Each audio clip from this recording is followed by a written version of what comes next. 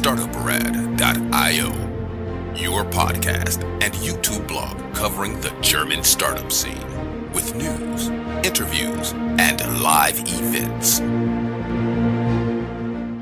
Hello and welcome, everybody. This is Joe from Startuprad.io, your startup podcast and YouTube blog from Germany, as well as the world's first internet radio station dedicated to startups and tech companies. Today, we're bringing you another interview in our series sponsored by Invest in Hessen. If you haven't already done so, make sure to hit the like and subscribe button and leave us a very nice comment. If you're listening to this or watching this somewhere where there are no show notes, make sure to look at startuprad.io/blog, and there you'll find the show notes with all the links. Whew. Now that we have this out of the way, Marcus, welcome. How are you doing? Thanks, I'm fine. And you? Doing great, thank you. We had a few technical difficulties with my tool, but now we found the recording button and everything's totally fine. It turned out I was just logging in with the wrong link. Now that we have a recording, we may tell the people that we are recording this interview because, as we said, it's sponsored by Invest in Hessen, and you guys are headquartered in Hessen with a company called crossinx, spelled crossinx. And this company made just last month exit of more than 100 million euros to another company. That's why we're talking. By the way, congratulations, massive success. Hopefully we have more of them. And let us get started on how you got started in the startup world. As always, I link down here in the show notes your LinkedIn profile, and there people can see you have not always been an entrepreneur, right? You had corporate jobs before. Well, a couple, well, at least one before. So that's true. Well, after my studies of business administration, I started my professional career at Lufthansa, which was that job you're mentioning, specifically in the area of Lufthansa Air Plus, which is kind of the credit card travel cost company within the Lufthansa group. And that's where it basically all started. That was back in, 98, when I finally started my first company, from Lufthansa, where I was involved in, marketing, sales, support. And, at that time during, the internet hype, and starting of internet, there was a question about, starting a web page, first of all, for Lufthansa. And I was kind of the first one to raise my hand to do the job. After starting the web page, then it was about, what kind of business model would we really try to apply for Lufthansa in the internet? And that's where I started to think about different business models and came up with the idea of creating a platform or a network, I should say, to exchange invoice information or document information. Well, for everybody who's not familiar with Germany, we may add Lufthansa as the German flag carrier, the biggest airline here in Germany and one of the biggest ones in Europe. And Air Plus, as you said, is their division. They actually issue very great business credit cards. In my past job, I also had one of them, and I loved it. Every time no other credit card worked, it did. It's just an amazing tool, and it's one of the very few things I'm missing right now. Just to make sure I understood you right, you were one of the people who worked on the first website of Lufthansa. Yes, at least of this division, and creating email addresses. So at the very beginning of everything, really. Yeah. Oh, you started your job before everybody had an email for work, right? That's true. Okay, enough bothering you about your age and this time. But then you've been talking about website, digital, creating a website. How did it get you into your entrepreneurship life? When did you make like the leap in the leap of faith, and how did you do it? And what was kind of the reasoning behind it? Yeah, exactly. So, well, as I said, I started to create a business model around e-invoices, invoice exchange, because I've seen that, well, was obviously everything was still on paper. And it was obvious that there was a need to get that digitalized. Well, that was what I was looking for. After creating the business model, I also talked to the University of Frankfurt, which was pretty advanced at that time in the area of XML, document exchange that just came up at that time. Well, when we wanted to create the platform, the network, Lufthansa decided, well, it's not our core business. Please look for someone externally to finance the business model. And that's actually what I did. Well, at that time, it was quite easy to get a financing at the very beginning. So after just around about 2 months, we finally found someone to finance the business and to start the company called Seals at that time. Just one question, because invoicing with XML, with digital invoicing, it's still around. There are still some companies, or maybe much more than some companies, many more, sorry, poor English, many more companies than just a few who are actually still making a business out of that. So that's a problem you've discovered in the late 90s, early 2000s, I assume. And the problem is still around, and nobody has found a 100% solution yet. So you've been onto something great. What happened then to the company Seals? Well, it was, as I said, at the very beginning of many things. And obviously, we were the first ones across Europe to start such a business, even though there was not even the legal framework to exchange electronic invoices. So it was still the question whether are we talking about the original invoice, or is it a copy, or how to deal with it. And also for the tax authorities, a problem how to deal with it. And that only came up later. So again, we were very early with that business model and had some challenges, actually. So, well, after 3 years, we had to give up that business model. We did win a couple of customers already, but need to declare insolvency at that time. After which I sold the remaining company personally. Bought it, of course, first, and continued the business with those customers on my own. So we reduced the staff to 4 people at that time. And before that, we had like 30, 40 people working on that. And the financing of that company was done through, well, selling chairs and tables, actually. And only a couple of months later, I got the opportunity to sell this company to a Finnish company, which was in that business as well and was about to expand to Germany and Central Europe. So let me get this straight. You got into insolvency with your first company. You bought it out personally. You financed it by selling chairs and tables. And a few months later, you then again sold it to a Finnish company. Exactly. Yeah. where I continued the business for another 5 years. Well, we developed it, winning more customers, etc. Yeah. And then you went on to start another startup company. Well, the story continues like that Finnish company stopped their business, which was not only e-invoicing, but much more than that, completely in Central Europe. So again, we had to decide whether to continue or not.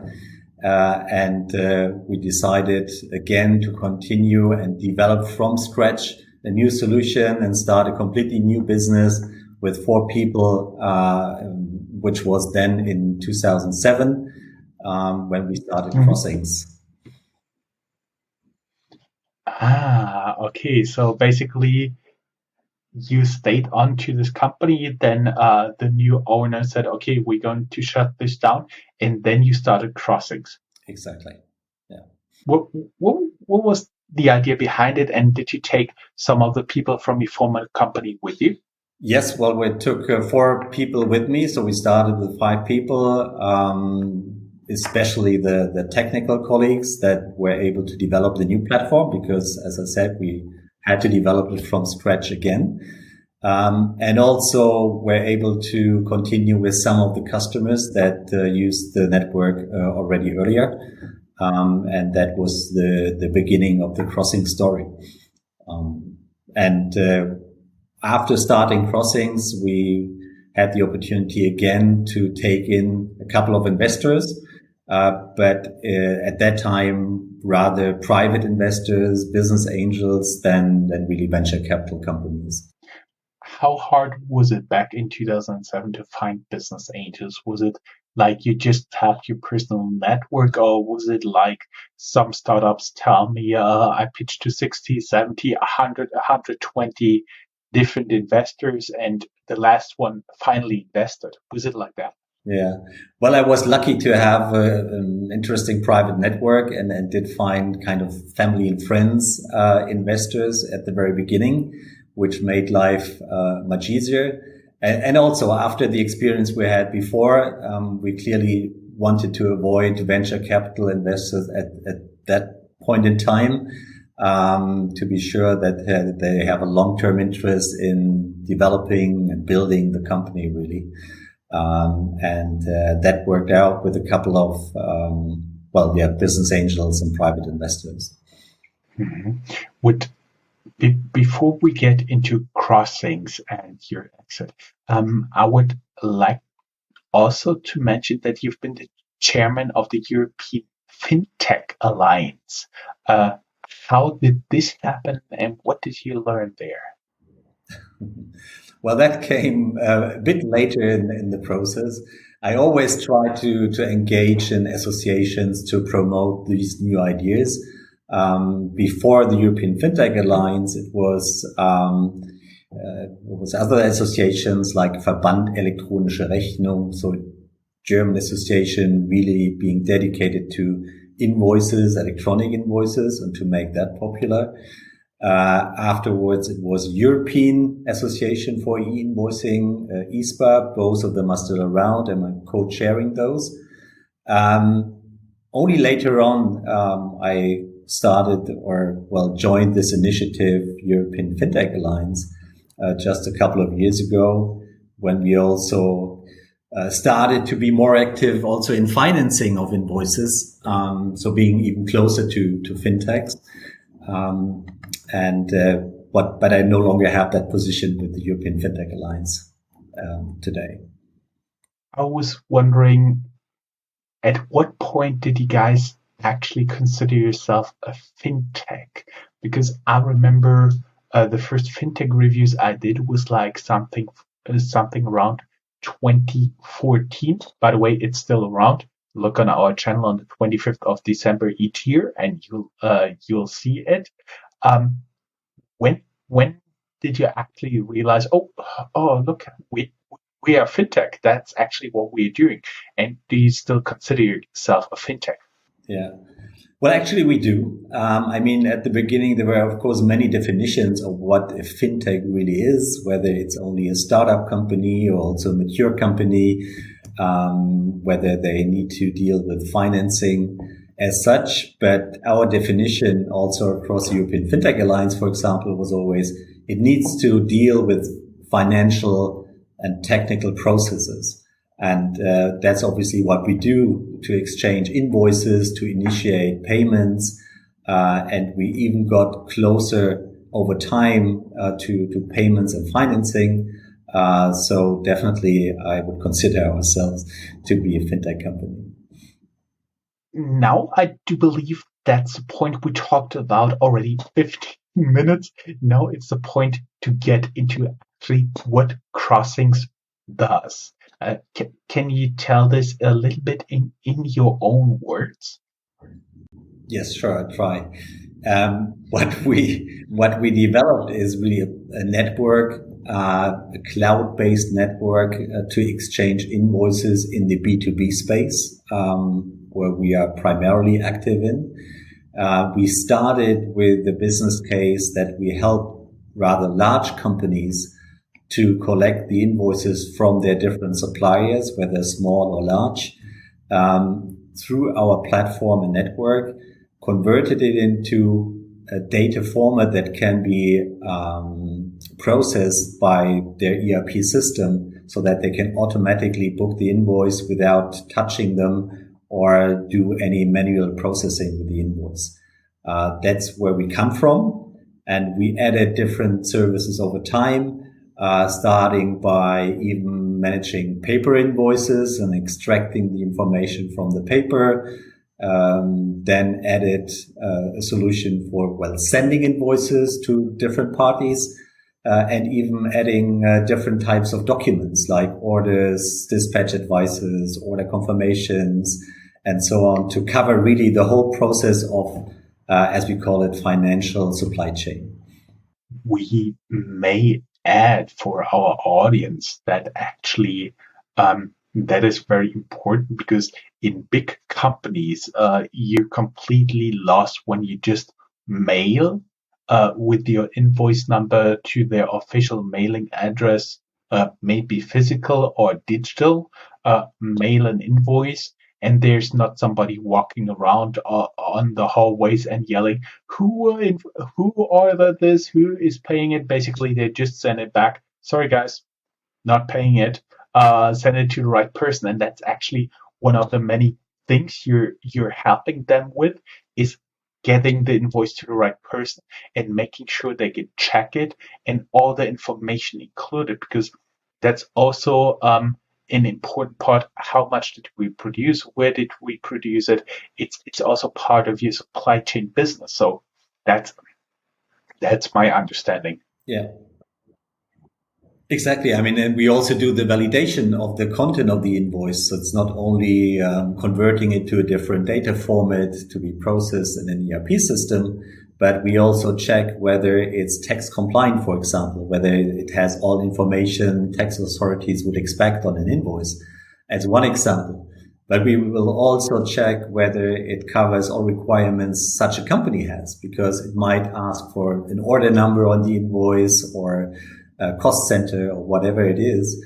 And that is something we check on the invoice. And when, in case it's not complete, we would also return it to a supplier and asking for additional information. So it's much more than just taking it from A to B, but really checking the content. It would be very useful to the supplier as well as to your client if you send it back and say, okay, look, this information is missing. I've now experienced a few times when I was like getting myself all my data up in some systems that have been coded apparently in the early 2000s, late 90s. And basically you press the save button and it just says error. And you don't know where this come from or what's happening. So that was what I had in mind. You actually tell them, look, here there has to be cost center, and you're not sending it back and say, hey guys, this invoice has an error. That's right. Best message would be unspecific error. Exactly. No, it's a bit more advanced indeed. So we really tell them what's missing and how they should send it again. That is actually pretty cool stuff. And you guys been sending around invoices, getting useful information back and forth. And now, how did it actually happen that you guys are selling your company? I mean, did you walk around and say, hey guys, we're up for sale? Did you look for an investor, or did somebody approach you, hey, we are looking for a strategic toehold in Frankfurt, and that's why. Yeah. Well, we were not actively looking to sell the company, actually. We had own ideas and plans to expand because, well, as I just told you, we started with rather large companies that were driving the market in the beginning. But meanwhile, and during the last couple of years, it's more and more used also within the German Mittelstand, mid-sized companies, even smaller companies using those solutions. And we developed those solutions that can be used out of the box for the mid-sized and smaller companies, and became market leader in the, let's say, German-speaking area. And pretty obvious that, well, you won't have hundreds of those networks across Europe. You could look at it like in the telecommunication industries, where you will have like maybe 5, 6, 7 different providers across Europe. The same will happen over time in that area. And that's why we looked at an international expansion. We already started to acquire a company on our own before that. So we had our own little M&A strategy. So it kind of happened by mistake that we came across a unified post, but which was really interesting because there are so many synergies between the companies and additional services that each of us can use from the other party, that it was a perfect fit to move on jointly. Mm-hmm. I see. And can you tell me how the first contact actually happened? Because I think you were not walking around in a building and said, "Hey, that's a good match. Let's buy you." No, let's buy you. How did actually first contact happen? Well, as I told you, I'm co-chairing the European Invoicing Association, ISPA, and know a couple of people, and they know me. So Unified Post, the first time they came to me is 3 years ago, actually, and already started the discussion, but we had no plans to discuss that further. And then they went public themselves only during September last year. And after doing so, they came back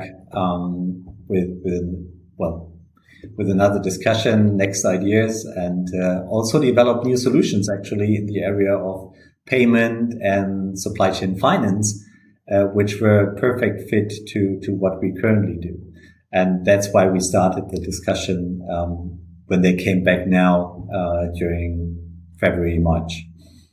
Let's get a little bit back to your investors, because I've seen one of your share owners is actually KfW, which is the German development bank, and they are administrating a lot of public money for different projects, from building a house to buying a new truck for a farmer to whatever. So how did it happen that you got them as investors?